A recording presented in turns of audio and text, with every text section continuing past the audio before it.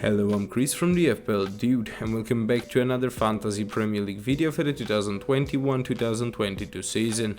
In today's video I will be building that first draft team purely on differential players that are owned by 10% of the community. If you are new around here, please make sure to hit that subscribe button and please don't forget to give this video a thumbs up if you like it, as I am going to discuss around 13 or 14 differentials that could potentially do very good now for the beginning of the season. Without further ado, let's begin building that team. And to begin with, I will begin with the goalkeepers. First of all, I would like to say that the first one does not need to be anyone in particular. I will just go for any goalkeeper, whoever would do good.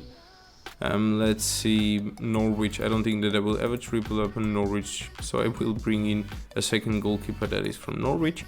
As for the first one, I think that there is only one true differential that has very good potential to do good, and that is Jordan Pickford. He is priced 5 millions. He did amazingly good now for England in the Euro tournament.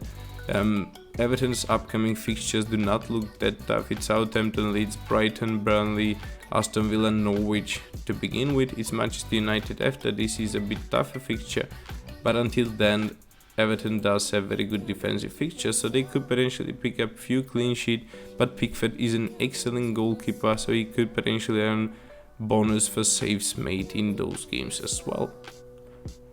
To begin with the defenders now, let's take a look at them. Let's see what differentials are essential.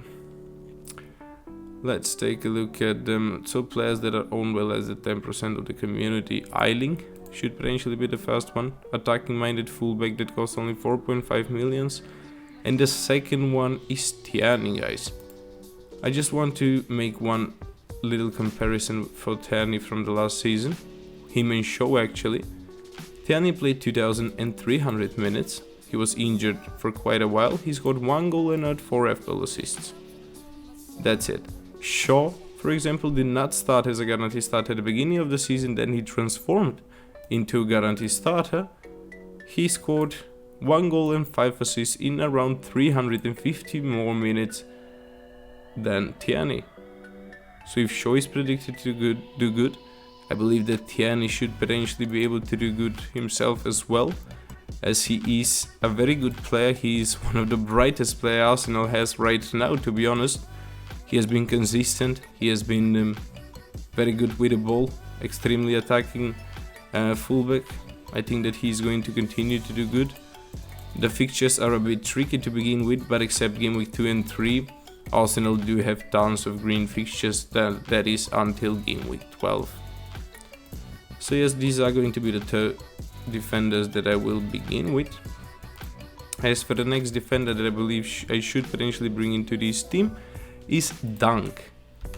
He's a centre back, he costs 5 millions. Now you might criticize me because I want to go for a centre back, but this centre back is truly amazing because he did actually score 5 goals last season. Shaw had around 5 or 6 goals involvement throughout the season, and Dunk had 5 himself as well.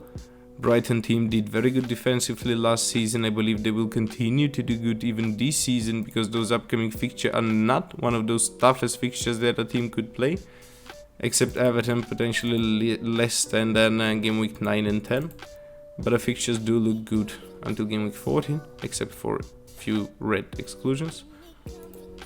Dunk is a very good player to go for if you just compare him to, let's say, Maguire, because these are 2 centre backs that actually push very high on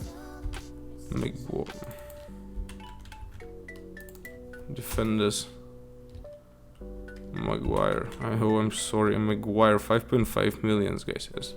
He's very attacking minded when it comes to free kicks and set pieces. That's what Dunk is as well. He played around 400 or 500 minutes more than Dunk, got himself involved in 1 goal less. So this is the reason why I bring in Dunk. I potentially believe that Dunk could score some goals at those beginning fixtures through a header from a free kick or a corner. Definitely a possibility. The next one, just to fill out the void, it is going to be Cody. Cody and Idling should potentially rotate each other. as Leeds has some good fixtures, but they are very tough to begin with. Wolves has pretty good fixtures to begin with. As you can see, there is only one red fixture until game week 10, that is Everton in game week 10. No Liverpool, no City to begin with. That is very good. So I think that we could potentially target Wolves defenders, and Cody is a guarantee starter that costs only 4.5 millions. He does not have any good attacking FPL return potential, but he could be just sitting there on the bench if you now decide to go for this player. As for the last one now, guys, I believe that you could potentially go for whoever you want that costs only 4 millions. This is going to be the last bench replacement. This is very relevant. 4 millions, yeah, whoever. The funny thing is that this guy is actually called whoever, so he's my favorite guy from now on. He's my favorite player, whoever. Who's your favorite player? Whoever. Okay, the midfielders now.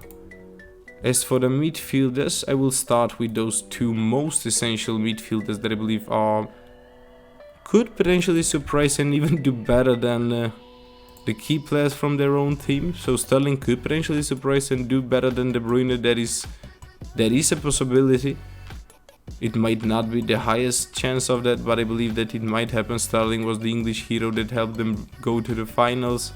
They almost won it. Unfortunately, they did not manage to do that. So I believe that Sterling should be doing good, as he did very good last season as well.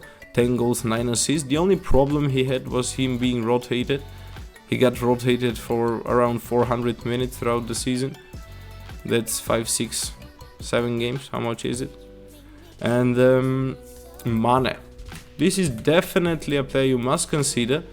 If you do not have the budget now to go for Salah, even though I believe that you must find a way for Salah in everything, then you must go for Mane, as Liverpool does have one of those easiest fixtures to begin with. So if you're not a player that want to go for Salah as everybody else does, then I believe that Mane is definitely a must-have.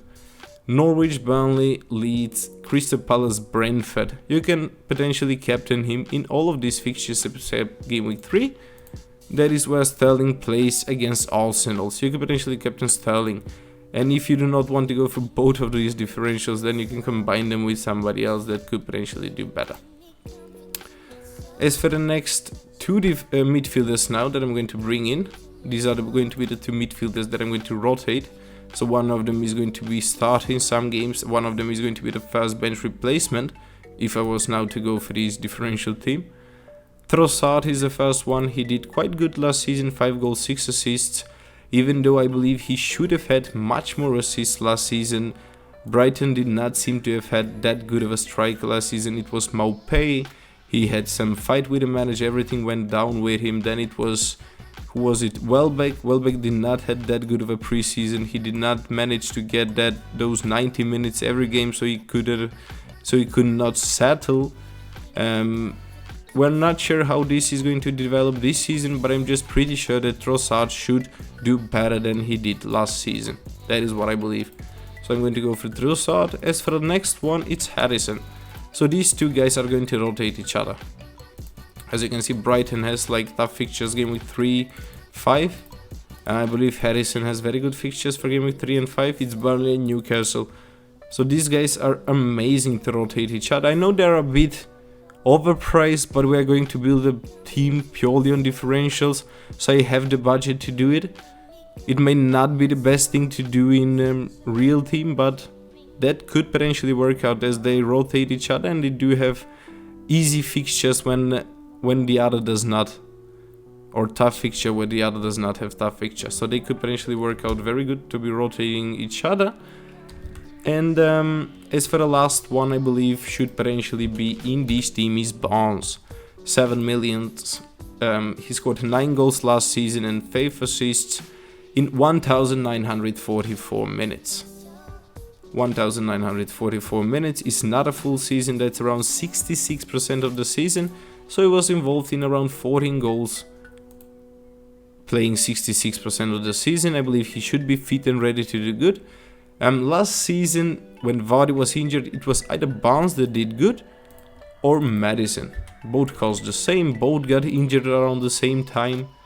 8 goals, 7 assists. So guys, you could potentially go for Madison or Barnes, whichever you feel like it. I just feel that Barnes is the guy taking more shots, better shots as well, better expected XG, that is, perhaps not XI, but better expected XG than Madison, and that is the main reason I just want to have Barnes instead of Madison in this team. Both of them are pretty much differential, 7.9%, and no, Madison is not a differential, but yeah, then we go for Barnes, just to be clear. As for the strikers now, there is one striker that I believe will be strongly overlooked this season and might just surprise. That is Jimenez. He did not do any good last season, mainly because he was injured almost throughout the whole season.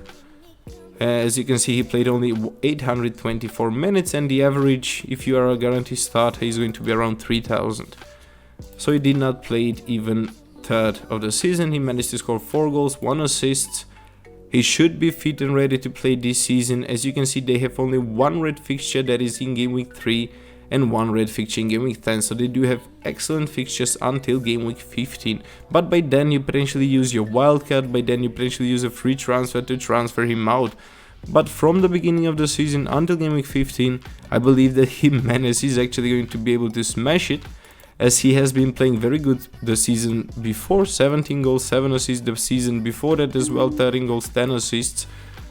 So I think that he should potentially continue to do good. This is the main reason I am going to go for Jimenez. As for the last striker now, next last striker, it is going to be Wilson. Wilson has fantastic fixtures to begin with, very good attacking minded fixtures. Perhaps not the best defensive fixtures. They might allow goals against West Ham, Aston Villa, Southampton. They can allow goals against all of these teams, but I believe that they do have very good potential to actually score in all of these games as well. Manchester United seem to be the toughest one until game week 8. Tottenham, game week 10, Chelsea. So yes, I believe that Wilson does have very good potential to do good, as he is a fantastic striker himself. Scored 12 goals, 6 assists in 2000 minutes. Him himself played as well 66% of the whole season, as he was injured in around 10 to 15 games, that is, guys. So yes, Wilson should potentially do very good. And now we have 10.5 millions to bring in the last striker, that is Vardy. Vardy should potentially do good, I believe, because Vardy is, guys, an amazing striker. He underperformed a lot towards the end of the last season. This is the main reason I believe he is going to be overlooked, but he did play very good the previous year. He did play very good throughout the whole season, so he might be able to start doing good now at the beginning of the season. Last year, Barnes and Madison got injured, so Iheanacho got to play a lot. So Vardy did share his attacking potential with Iheanacho, and actually Iheanacho did very good for a couple of game weeks towards the end of the season. That is the main reason why Vardy lost his attacking potential. But Barnes and Madison are back now, so everybody is going to fight for the starting position. Tielemans, Barnes, Madison, Iheanacho, all these 4 players are going to fight for the starting position. I believe that it is going to actually be Barnes, Madison that are going to be the 2 guaranteed starters, and the third one is going to be between Tielemans and Iheanacho, whichever formation they choose to actually play with. If Iheanacho is not that player that is going to be 100% starter, then I believe that Vardy's potential should be increased. If Iheanacho plays, then they could potentially share their attacking potential. That could end up being good thing, and that could end up being bad thing. I don't think that it is that good. It is that easy to predict.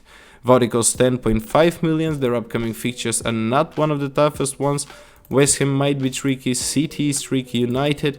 But they do have tons of green fixtures, which you could even potentially captain Vardy, as he's on penalties as well, guys. Last season, at the beginning of the season, they got like, I believe they got like 8 penalties in 10 games or something similar. If something similar like that is going to happen this year as well, then Vardy is going to be the one taking those penalties and scoring those goals, guys.